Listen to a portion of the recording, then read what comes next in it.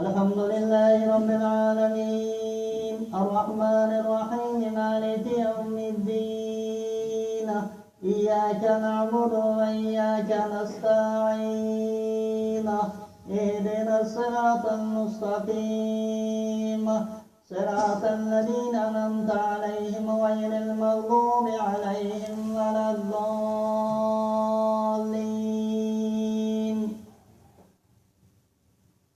ما كان محمد أبا أحد من رجالكم ولكن رسول الله وخاتم النبيين وكان الله بكل شيء عليما.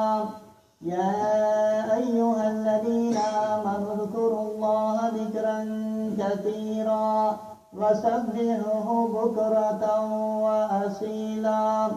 هو الذي يصلي عليكم وملائكته ليخرجكم من الظلمات إلى النور وكان بالمؤمنين رحيما.